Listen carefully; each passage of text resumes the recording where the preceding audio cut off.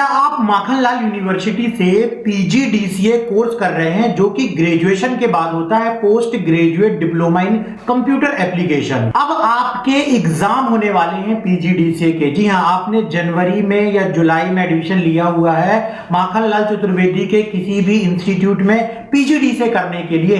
अब आपके एग्जाम होने वाले हैं। क्या आपको पीजीडीसीए का सिलेबस समझ में नहीं आ रहा है? अब आपके एग्जाम होने वाले हैं। हो सकता है आप रेगुलर इंस्टीट्यूट ना गए हो या आप गए भी हो इंस्टीट्यूट, लेकिन आपको प्रॉपर तरीके से सिलेबस जो है पीजीडीसीए का वो समझ में नहीं आ रहा है कि क्या प्रैक्टिकल उसमें दिया गया है, या आप प्रैक्टिकल कर रहे हैं लेकिन प्रैक्टिकल करने में आपको प्रॉब्लम आ रही है। जो सब्जेक्ट की थ्योरी दी गई है वो आपको समझने में दिक्कत आ रही है। आप पीजीडीसीए के पूरे प्रैक्टिकल को, थ्योरी को अच्छे से समझना चाहते हो। जी हां, आपका इंटरेस्ट इस बात पर है कि जो डिप्लोमा है वो तो मिल जाएगा, लेकिन यदि आपको पूरा थ्योरी का और प्रैक्टिकल का अच्छे से नॉलेज नहीं होगा तो आगे चल के आपको प्रॉब्लम हो सकती है। कहीं पर भी जब आप जॉब करने जाएंगे या आप आगे चल के इंटरव्यू देंगे, आपको वही विषय पूछा जाएगा जो आपने पीजीडीसीए में पढ़ाई की है। तो अब आपको वहां पर प्रॉब्लम ना हो, इसलिए आप पूरी थ्योरी को और प्रैक्टिकल को अच्छे तरीके से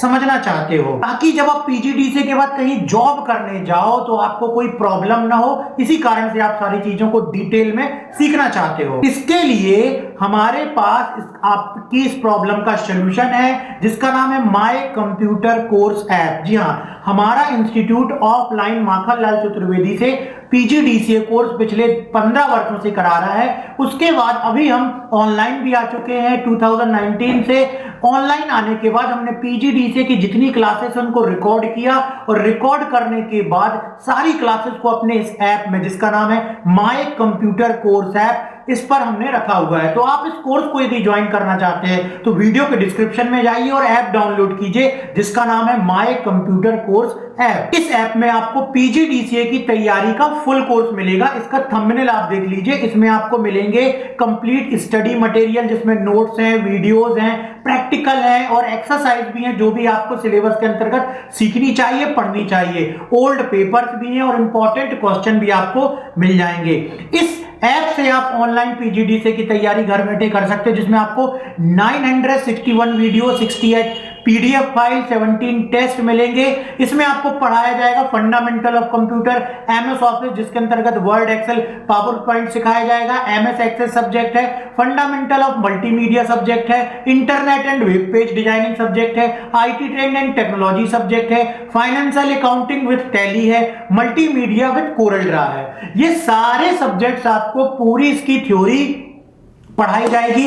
इसके नोट्स भी दिए जाएंगे, पीडीएफ के नोट्स भी दिए जाएंगे, जिससे आप इसकी तैयारी एग्जाम के लिए क्वेश्चन आंसर को पढ़ करके, याद करके भी कर सकते हो। उसके अलावा जो भी आप नोट्स में पढ़ोगे उसमें कहीं आपको दिक्कत नहीं होगी। जब आप उसका प्रैक्टिकल भी लाइव अपने मोबाइल में समझ लोगे तो थ्योरी आपके लिए आसान हो जाएगी, एग्जाम में लिखना आसान हो जाएगा और आगे चल के उस चीज को कहीं पर भी अगर आपको एक्सप्लेन करना पड़ेगा तो वो आसानी से आप कर सकते हो। तो ये सारी चीजें आप हमारे ऐप से कोर्स पीजीडीसीए का जो है माखनलाल चतुर्वेदी का ज्वाइन करने के बाद आपको सारे सब्जेक्ट की थ्योरी और प्रैक्टिकल पढ़ाया जाएगा। इसके लिए आपको वीडियो के डिस्क्रिप्शन में आना है, ऐप डाउनलोड करना जिसका नाम है माय कंप्यूटर कोर्स ऐप। इसके बाद अभी हम रेगुलर अपने YouTube चैनल में ही पीजीडीसीए एग्जाम जो कि माखनलाल चतुर्वेदी अंतर्गत होने वाला है उसकी हम तैयारी करवाएंगे। तो चलिए आज की हम क्लास शुरू करते हैं और देखते हैं कि पीजीडीसीए के सिलेबस में क्या दिया गया है। आज के वीडियो में हम देखेंगे मल्टीमीडिया का उपयोग कहां-कहां होता है, मल्टीमीडिया का प्रयोग कहां-कहां पर किया जाता है। जैसे सबसे पहला आज हम देखेंगे मल्टीमीडिया का उपयोग होता है एजुकेशन यानी कि शिक्षा के क्षेत्र में।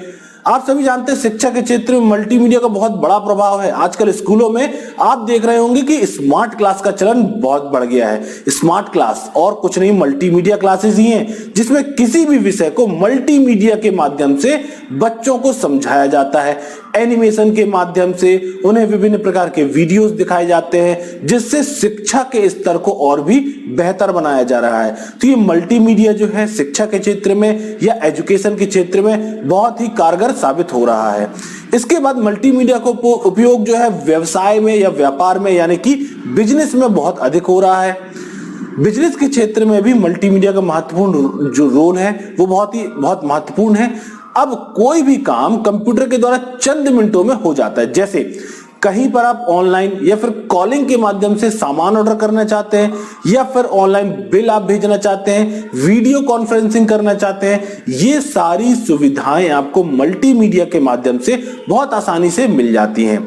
मल्टीमीडिया के माध्यम से व्यापार करना आसान हो गया है। आप कोई जानकारी एक स्थान से दूसरे स्थान पर बहुत ही आसानी से, बहुत बेहतर तरीके से टेक्स्ट, इमेज, ग्राफिक्स के रूप में भेज सकते हैं। आप प्रेजेंटेशन बना सकते हैं, आप व्यवसाय से संबंधित जो है आपका चार्ट, ग्राफ तैयार कर सकते हैं और इस प्रकार से व्यवसाय में और भी बेहतर उन्नति कर सकते हैं। तो मल्टीमीडिया जो है वो व्यवसाय में बहुत ही महत्वपूर्ण रोल निभाता है।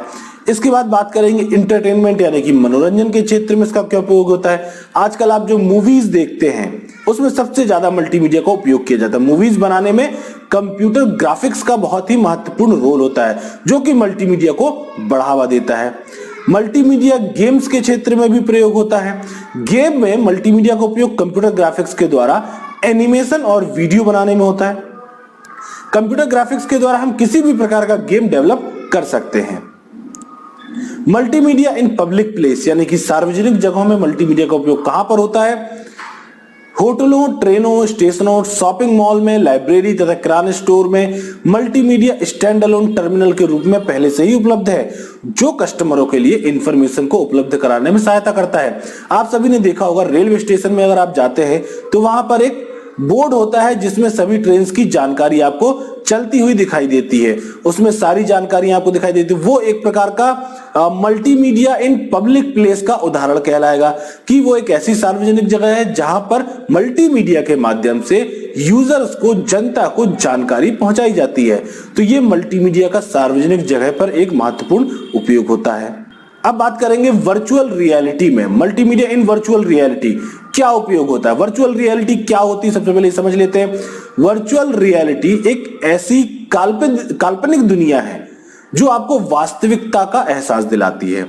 वर्चुअल रियलिटी हमें काल्पनिक रूप से घटनाओं का इस तरह एहसास कराती है जैसे ये घटनाएं वास्तविक रूप में हमारे सामने घट रही हैं। वर्चुअल रियलिटी के आगमन से 3D वातावरण का प्रयोग अत्यधिक रूप से किया जाने लगा है। गेम्स, रिसर्च, मेडिसिन इत्यादि के क्षेत्र में वर्चुअल रियलिटी ने काफी प्रभाव छोड़ा है।